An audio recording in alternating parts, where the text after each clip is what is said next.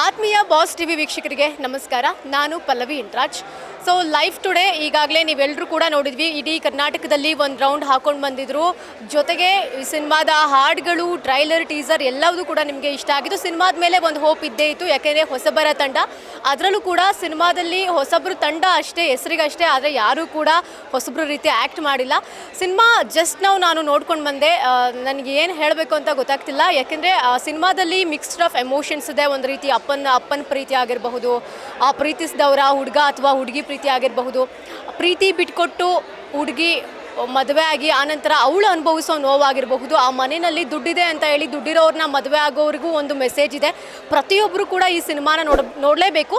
ಈ ರೀತಿ ಸಿನಿಮಾಗಳು ತೆಲುಗುನಲ್ಲಾಗಿರಬಹುದು, ತಮಿಳಲ್ಲಾಗಿರಬಹುದು ನಾವು ನೋಡಿದ್ವಿ. ಬಟ್ ನಮ್ಮ ಕನ್ನಡದಲ್ಲಿ ನೋಡಿದಾಗ ನಿಜವಾಗ್ಲೂ ಕೂಡ ಖುಷಿ ಇತ್ತು. ಥಿಯೇಟರ್ನಲ್ಲಿ ಚಪ್ಪಾಳೆ, ಶಿಳ್ಳೆ, ಕೆಲವೊಂದಷ್ಟು ಜನ ಕಣ್ಣಂಚಲ್ಲಿ ನೀರು ಕೂಡ ನಾನು ನೋಡಿದೆ. ನೀವು ರಿವ್ಯೂಸ್ಗಳಲ್ಲೆಲ್ಲ ನೋಡಿರ್ತೀರ.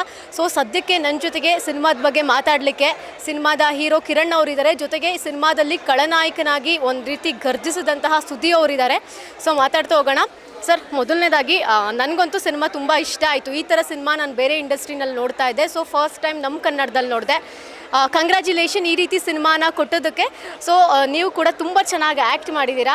ಸೊ ಇಬ್ಬರಿಗೂ ಹೇಗೆ ಅನ್ನಿಸ್ತಾ ಇದೆ? ಫಸ್ಟ್ ಶೋ ಆರ್ಗ್ಯಾನಿಕ್ ಆಗಿ ಜನಗಳು ಬಂದಿದ್ದಾರೆ. ಸೊ ಹೇಗೆ ಅನ್ನಿಸ್ತಿದೆ? ಮೇಡಮ್, ತುಂಬಾ ಖುಷಿ ಇದೆ. ತುಂಬ ಕಷ್ಟಪಟ್ಟು ಗೆಲ್ಲೇಬೇಕು ಅಂತ ಹೋದರೆ ಯಾರೋ ಒಬ್ರು ಕೈ ಹಿಡಿತಾರೆ. ಇವತ್ತು ಜನ ಬಂದು ಕೈ ಹಿಡಿತಾ ಇದ್ದಾರೆ. ಸೊ ಅದು ನನ್ನ ಖುಷಿ ಇದೆ. ನಾನು ಸಿನಿಮಾ ಸ್ಟಾರ್ಟ್ ಮಾಡ್ಬೇಕಾದ್ರೆ ಒಂದೇ ಇದ್ದಿದ್ದು, ತಮಿಳು ತೆಲುಗು ರೇಂಜಿಗೆ ನಮ್ಮ ಕನ್ನಡದಲ್ಲಿ ಕಂಟೆಂಟಲ್ಲಿ ಮಾಡಬೇಕು ಅಂತ. ಸೊ ಅದರ ವಿಷಲ್ ಸೌಂಡು ಆ ಫಸ್ಟ್ ಸಿನಿಮಾಗೆ, ಆ ಫಸ್ಟ್ ಡೈಲಾಗ್ಗಳಿಗೆ ನಾನು ಕೇಳಿದೆ. ಎಮೋಷ್ನಲ್ಲಿ ಸೀನಲ್ಲಿ ವಿಷಲ್ ಹೊಡಿತಾ ಇದ್ರಲ್ಲ, ಅದು ರಿಯಲ್ ಸಕ್ಸಸ್ಸು. ತುಂಬ ಜನ ಮೀಡಿಯಾದವರು ಎಮೋಷ್ನಲ್ ಆದರು, ಅದು ಖುಷಿ ಆಯಿತು.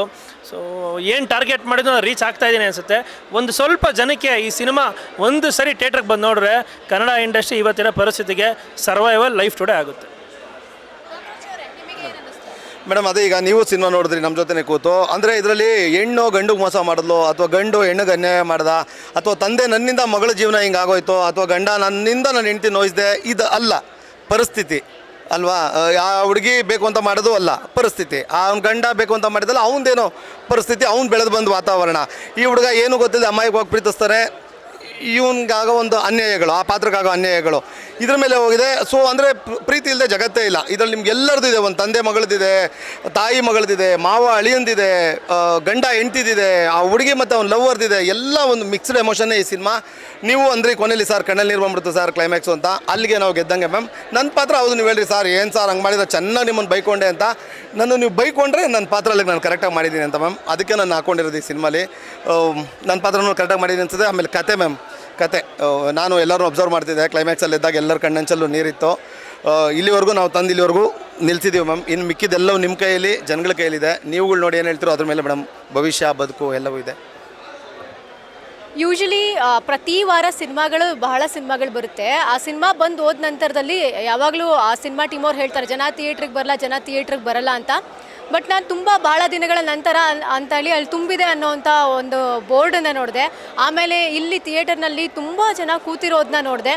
ಸೊ ಫಸ್ಟ್ ಶೋಗೆ ಜನ ನೀವು ಕರೆಸದೆ ಅವರಾಗೆ ಬಂದಿರುವಂಥದ್ದನ್ನ ನೋಡಿ ಹೇಗೆ ಅನ್ನಿಸ್ತು? ಪ್ರಮೋಷನ್ಸ್ ಎಲ್ಲ ವರ್ಕ್ ಆಯಿತಾ? ಹೌದು ಮೇಡಮ್, ನಾನು ಇಂಟರ್ವ್ಯೂಲಿ ಕೂತ್ಕೊಂಡು ಜನ ಬರ್ತೀನಿ ಅಂತ ಬ್ಲೇಮ್ ಮಾಡಿಲ್ಲ. ಜನದ ಹತ್ರ ಹೋಗಿ ಹಣ ಹಿಂಗೆ ಕೆಲಸ ಮಾಡಿದ್ದೀನಿ, ಒಂದೇ ಒಂದು ಸರಿ ನೋಡೋಣ ಅಂತ ಕೇಳಿಕೊಂಡೆ. ಅದು ರಿಸಲ್ಟಲ್ಲಿ ನಿಮ್ಗೆ ಕಾಣಿಸಿದೆ. ನಾವು ಜನರ ಹತ್ರ ಹೋಗಬೇಕು. ನಾವಿಲ್ಲಿ ಬಂದಿರೋದೇ ಜನರ ಪ್ರೀತಿ ಸಂಪಾದನೆ ಮಾಡೋಕ್ಕೆ. ಜನ ಪ್ರೀತಿ ಕೊಟ್ಟಿದ್ದಾರೆ, ಅದಕ್ಕೆ ನಾನು ಯಾವತ್ತೂ ಆಭಾರಿಯಾಗಿರ್ತೀನಿ. ಕನ್ನಡ ಇಂಡಸ್ಟ್ರೀಲಿ ಒಂದು ಚಿಕ್ಕ ನೆಲೆ ಕೊಟ್ಕೊಳ್ಳೋಕೆ ಒಂದು ಅವಕಾಶ ಕೊಡಿ. ಸುದೀಪ್ ಸರ್ಗೆಲ್ಲ ಹೆಂಗೆ ಕೊಟ್ಟಿದ್ರು, ನಾನು ಕನ್ನಡ ಇಂಡಸ್ಟ್ರಿಯಲ್ಲೇ ಬದುಕಬೇಕು, ಕನ್ನಡಕ್ಕೋಸ್ಕರನೇ ಬದುಕಬೇಕು, ಕನ್ನಡ ಸಿನಿಮಾಗೋಸ್ಕರನೇ ಬದುಕಬೇಕು, ಚಿಕ್ಕ ಅವಕಾಶ ಮಾಡಿಕೊಡಿ ಅಂತ ಎಲ್ಲ ಕನ್ನಡ ಜನತೆಗೂ ನಾನು ಮನವಿ ಮಾಡ್ತೀನಿ. ನೀವು ಸಿನಿಮಾ ಸ್ಟಾರ್ಟಿಂಗಲ್ಲಿ ಯಶ್ ಅವ್ರ ಫೋಟೋ ಬರುತ್ತೆ, ಆನಂತರ ಅಪ್ಪು ಸರ್ ಫೋಟೋ ಬರುತ್ತೆ. ಓಕೆನಾ, ಇಬ್ಬರು ಫೋಟೋ ಕೂಡ ಬರುತ್ತೆ.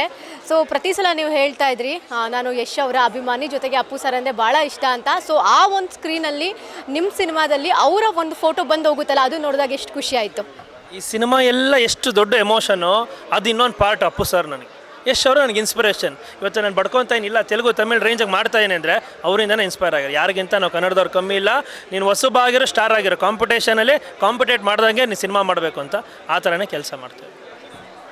ಫಸ್ಟ್ ಶೋನಲ್ಲಿ ಒಂದು ಎಕ್ಸ್ಪೆಕ್ಟೇಷನ್ ಇರುತ್ತೆ, ಇಷ್ಟು ಜನ ಬರ್ಬೋದು, ನಂಗೆ ಹಿಂಗೆಲ್ಲ ಹೇಳ್ಬೋದು, ಒಂದಷ್ಟು ನೆಗೆಟಿವ್ನು ನಾನು ಅಕ್ಸೆಪ್ಟ್ ಮಾಡ್ಕೋಬೇಕು, ಪಾಸಿಟಿವ್ನು ಅಕ್ಸೆಪ್ಟ್ ಮಾಡ್ಕೋಬೇಕು ಅಂತ. ಬಟ್ ನಾನು ನೋಡಿದ ಮಟ್ಟಿಗೆ ನಂಗೆ 99% ಎಲ್ಲ ಕಡೆ ಪಾಸಿಟಿವೇ ನನಗೆ ಕಾಣಿಸ್ತು. ಸೊ ನೀವು ಅದಕ್ಕೆ ಹೆಂಗೆ ರೆಡಿ ಆಗಿದ್ರಿ? ಮೇಡಮ್, ನಾನು ಈ ಸಿನಿಮಾ ಮಾಡಿದ್ದು ಒಬ್ಬ ಆಡಿಯನ್ಸ್ ಆಗಿ ಮೇಡಮ್. ಎಲ್ಲರೂ ನೋವು ಏನಿತ್ತು ಅಂತ ನಂಗೆ ಗೊತ್ತಿತ್ತು. ಕನ್ನಡ ಸಿನಿಮಾಗಳು ಯಾಕೆ ಕಂಟೆಂಟ್ ಇಲ್ಲ ಅಂತ ಗೊತ್ತಿತ್ತು. ಒಬ್ಬ ಆಡಿಯನ್ಸ್ ಆಗಿ ನಾನು ರೈಟರ್ ಆದಾಗ ಈ ಥರ ಒಂದು ಒಳ್ಳೆ ಸಿನಿಮಾ ಬರುತ್ತೆ. ಇದ್ರ ಜೊತೆಗೆ ನಾನು ಕಾಕ್ರೋಚ್ ಸುದಿ ಅವರ ಸಿನಿಮಾ ಅಂದರೆ ಮನೆಯಲ್ಲಿ OTTನಲ್ಲಿ ಥಿಯೇಟ್ರಲ್ಲಿ ಟಿ ವಿಲಿ ನೋಡಿದ್ದೆ. ಥಿಯೇಟ್ರಲ್ಲಿ ನಾನು ಫಸ್ಟ್ ಟೈಮ್ ನೋಡಿದ್ದು. ನೀವು ಫೈಟಿಂಗಲ್ಲೆಲ್ಲ ಬಂದಾಗ ಅವನ್ನ ಫುಲ್ ಚಚಾಕ್ಬಿಟ್ಟಿದ್ದೀರಾ. ಎಷ್ಟು ರೀಟೇಕ್ಸ್ ತಗೊಂಡಿದ್ರಿ? ಇಲ್ಲ ಮೇಡಮ್, ಅದು ಒಂದು ಪಾತ್ರ ಅಷ್ಟೇ. ಒಬ್ಬ ಒಳ್ಳೆಯವನು ಆಗಬೇಕು ಅಂದಾಗ ಒಬ್ರು ಕೆಟ್ಟವ್ರು ಆಗಲೇಬೇಕು. ಕೆಟ್ಟವ್ರಾದಾಗ ಮಾತ್ರ ನಾನು ಒಳ್ಳೆಯವರು ಇದು ಮಾಡೋದು. ಬಟ್ ಏನಂದರೆ ಕೆಟ್ಟವ್ರು ಬಂದಾಗೂ ವಿಷಲ್ ಚಪ್ಪಾಳೆ ಬೀಳುತ್ತೆ ಅಂದರೆ ಆ ತಾಕತ್ತು, ಆ ದಮ್ಮು ಇವ್ರಿಗಿದೆ ಅಂತ ಅರ್ಥ. ಆ ಪರ್ಫಾರ್ಮೆನ್ಸಲ್ಲಿ, ಆ ಆ್ಯಕ್ಟಿಂಗಲ್ಲಿ ಇವ್ರ ಕಣ್ಣು ಇವ್ರು ಬಂದ್ರೇ ಆ ವಿಷಲ್ ಸೌಂಡ್ ಕೇಳಿರಲ್ಲ, ಅದು ಇವ್ರಿಗೆ ಗತ್ತು ಅಂತ ಹೇಳ್ತೀನಿ. ಸರ್ ನಿಮಗೆ ಏನು ಅನ್ನಿಸ್ತು ಸರ್? ಮ್ಯಾಮ್, ಅದೇ ಈಗ ನಾವು ಇಷ್ಟು ದಿನ ಟ್ರೈಲರ್ ಇತ್ತು, ಆಮೇಲೆ ನಾವು ಸಿನಿಮಾ ಕತೆ ಬಿಟ್ಕೊಟ್ಟಿರಲ್ಲ, ಹಂಗಾಗಿ ಅದ್ರ ಕೋರ್ ಏನು ಹೇಳ್ಬಾರ್ದು ಅನ್ನೋದಕ್ಕೆ ಬೇರೆ ಏನೇನೋ ಹೇಳಿದ್ವಿ. ಇದು ಯಾವುದೋ ಒಂದು ನೀವು ಹೇಳ್ತಿದ್ದೀರಾ ಹುಡುಗಿರಿಗೆ ಹಿಂಗಂತಿದ್ದೀರಾ ಹಂಗಂತೀರೋ, ಏನು ಹುಡುಗಿರ ಮೋಸ ಮಾಡೋದು ಅಂತ. ಈ ಕತೆ ನೋಡಿದ್ದೀರಿ, ಈ ಸಿನಿಮಾ ಮಾಡಿರೋದೇ ಹೆಣ್ಮಕ್ಳಿಗೋಸ್ಕರ. ಸಿನಿಮಾ ಇರೋದೇ ಒಂದು ಹೆಣ್ಮಗಳ ಸೆಂಟ್ರಿಕ್ ಇಟ್ಕೊಂಡು ಆ ಹೆಣ್ಣಿನ ಸುತ್ತ ನಡೆಯುವಂಥ ಕತೆ. ನಿಮಗೆ ಗೊತ್ತು, ಇದ್ರಲ್ಲಿ ಗೆದ್ದಿರೋದೇ ಹೆಣ್ಮಗಳು. ಕ್ಲೈಮ್ಯಾಕ್ಸಲ್ಲಿ ಅಥವಾ ಆ ಪ್ರೀ ಕ್ಲೈಮ್ಯಾಕ್ಸಲ್ಲೇ ಗೊತ್ತಾಗ್ಬಿಡುತ್ತೆ, ವಿಜಿಲ್ ಬೀಳ್ತದೆ ಹೀರೋಯಿನ್ಗೆ ಒಂದು ಸೀನಲ್ಲಿ, ನಿಮ್ಗೆ ಗೊತ್ತಿದೆ. ಸೊ ಹಂಗಾಗಿ ದಯವಿಟ್ಟು ಇದು ಒಂದು ಸತಿ ಯೂತ್ಗೆ ಕನೆಕ್ಟ್ ಆಗಿಬಿಟ್ರೆ ಅಥವಾ ಅವ್ರು ಒಂದು ಸತಿ ಬಂದು ನೋಡಿದ್ರೆ ಅದು ಅಲ್ಲಿಂದ ಅಲ್ಲಿಗೆ ಹೋಗುತ್ತೆ, ಎಲ್ಲರ ಬಾಯಿಗೂ ಹೋಗುತ್ತೆ. ಸಿನಿಮಾ ಖಂಡಿತ ಗೆಲ್ಲುತ್ತೆ ಮ್ಯಾಮ್. ನಿಮ್ಮ ಕೈಯಲ್ಲಿದೆ, ನೀವೇ ಗೆಲ್ಲಿಸ್ಬೇಕು. ಇದು ಎಷ್ಟು ವರ್ಷದ ಹಿಂದಿನ ಸ್ಟೋರಿ, ಬಟ್ ಇವಾಗಿನ ಜನ್ರೇಷನ್ಗೆ ಕನೆಕ್ಟ್ ಆಗ್ತಾ ಇದೆ. ಸೊ ಅವಾಗಲೇ ಈ ಥರ ಥಿಂಕ್ ಮಾಡಿಬಿಟ್ಟು ಕತೆ ಎಲ್ಲ ರೆಡಿ ಆಗಿತ್ತಾ? ಇಲ್ಲ, ಆಲ್ಮೋಸ್ಟ್ 2024 ಬರೆದಿದ್ದು. ಆಮೇಲೆ ಶೂಟ್ಗೆ ಹೋಗ್ತಾಯಿದೆ, ಬರ್ತಾಯಿದೆ, ತಿರ್ಗಾ ಬರೀತಾ ಇದೆ. ಇಲ್ಲ ಇದೇನೋ ಇಲ್ಲಿ ಬಂದಿದೆ, ನಾನು ಬೇರೆ ಮಾಡಬೇಕು ಅಂತ ಸೀನ್ ಟು ಸೀನ್ ವರ್ಕ್ ಮಾಡಿದ್ದೀನಿ. ಸ್ವಲ್ಪ ನಿಮ್ಗೆ ಡ್ರಾಮಾ ಅನಿಸ್ಬೋದು, ಬಟ್ ಆ ಡ್ರಾಮಲ್ಲಿ ಎಮೋಷನ್ ಇರೋದು. ಸೊ ಫೈಟಲ್ಲಿ ಅಳಕ್ಕಾಗಲ್ಲ, ಸೊ ಮಾತಲ್ಲಿ ಅಳಕ್ಕಾಗೋದು. ಸೊ ಆ ಥರ ಒಂದು ಸಬ್ಜೆಕ್ಟು ತುಂಬ ಆನೆಸ್ಟಾಗಿ ಹೇಳ್ತೇನೆ, ಟಾರ್ಗೆಟ್ಫುಲಿ ಇಟ್ಟು ಮಾಡಲೇಬೇಕು ಅಂತ ಮಾಡಿರೋ ಸಿನಿಮಾ. ಇದ್ರ ಜೊತೆಗೆ ಸುದಿ ಅವರ ತೆರೆ ಮೇಲೆ ಬರ್ತಾ ಇದ್ದಂಗೆ ಅಂದರೆ ನೀವು ಓಡಿಸ್ಕೊಂಡೆಲ್ಲ ಬರ್ತಾ ಇದ್ರಲ್ಲ, ಆಗಲೂ ಕೂಡ ಶಿಳ್ಳೆ ಚಪ್ಪಾಳೆ ಎಲ್ಲ ಬರ್ತಾಯಿತ್ತು. ಸೊ ಪ್ರತಿ ಸಿನಿಮಾದಲ್ಲೂ ಹೀರೋಯಿನ್ನ ಯಾವ ರೀತಿ ಗುರುತಿಸ್ತಾರೆ, ಅದೇ ರೀತಿ ಒಬ್ಬ ಖಳನಾಯಕನಿಗೂ ಕೂಡ ಒಂದು ವ್ಯಾಲ್ಯೂ ಕೊಡ್ತಾರೆ. ಅದು ನಮ್ಮ ಕಿವಿಗೆ ಬಿದ್ದಾಗ ಹೇಗಿರುತ್ತೆ ಅದು ಫೀಲ್ ಅಂತ? ತುಂಬ ಖುಷಿ ಆಗುತ್ತೆ ಮ್ಯಾಮ್. ಅದೇ ಆ ಡಿಸಿಪ್ಲಿನ್ಡಾಗಿ ಏನೇ ಕೆಲಸ ಮಾಡಿದ್ರು ಅದನ್ನು ಕರೆಕ್ಟಾಗಿ ತಲುಪಿಸಿದಾಗ ಜನ ಕೈ ಬಿಡಲ್ಲ ಅನ್ನೋದಕ್ಕೆ ಇದೊಂದು ಸಾಕ್ಷಿ ಮ್ಯಾಮ್. ತುಂಬ ಡಿಸಿಪ್ಲಿನ್ಡಾಗಿ ಕೆಲಸ ಮಾಡಿದ್ದೀವಿ, ಯಾವಾಗಲೂ ಮಾಡಿದ್ದೀನಿ, ಇದರಲ್ಲೂ ತುಂಬ ಡಿಸಿಪ್ಲಿನಾಗಿ ಕೆಲಸ ಮಾಡಿದ್ದೀನಿ. Thank you ma'am. ಅದು ನಾನು ಜನಗಳಿಗೆ ಯಾವಾಗೂ ಥ್ಯಾಂಕ್ ಯು. ಸೊ ಸದ್ಯಕ್ಕೆ ಇವಾಗ ಕ್ರೈಮ್ಸ್ ಎಲ್ಲ ಜಾಸ್ತಿ ಆಗ್ತಾ ಇದೆ ಅಲ್ವಾ? ಒಂದಷ್ಟು ಹುಡುಗಿರು ಕೊಲೆ ಮಾಡೋದು, ಹುಡುಗರು ಕೊಲೆ ಮಾಡೋದು ಬರೀ ಇದೇ ಆಗ್ತಾಯಿದೆ. ಸೊ ಅಂಥದ್ರಲ್ಲಿ ಆ ಮಧ್ಯೆ ಈ ಒಂದು ಒಳ್ಳೆ ಸಿನಿಮಾನ ಕೊಟ್ಟಿದ್ದೀರಾ. ಸೊ ನಿಮಗೆ ಕಂಗ್ರ್ಯಾಚುಲೇಷನ್ ಎಗೇನ್. ಜೊತೆಗೆ ನಮ್ಮ ಸಪೋರ್ಟ್ ಯಾವಾಗಲೂ ಕೂಡ ಇದ್ದೇ ಇರುತ್ತೆ ಎಗೇನ್. ಹಿಟ್ಟಾಗಲಿ ಅನ್ನೋದು ನಮ್ಮ ಆಶಯ. ಸೊ ನಮ್ಮ ಆಡಿಯನ್ಸ್ಗೆ ಏನು ಹೇಳೋಕ್ಕೆ ಇಷ್ಟಪಡ್ತೀರಾ? ಎಲ್ಲ ಆಡಿಯನ್ಸು ದಯವಿಟ್ಟು ಹೊಸಬ್ರು ಸಿನಿಮಾ ಅಂತ ಕಡೆಗಣಿಸಬೇಡಿ. ಸಾರಿ ಹೇಳ್ತಾ ಇದ್ದೀನಿ. ಒಂದು ಸರಿ ಬಂದು ಥಿಯೇಟ್ರಲ್ಲಿ ಸಿನಿಮಾ ನೋಡಿ. This cinema will be a very big hit. Kannada industry ಇವತ್ತಿನ ಪರಿಸ್ಥಿತಿಗೆ ಸರ್ವೈವಲ್ ಆಗುತ್ತೆ.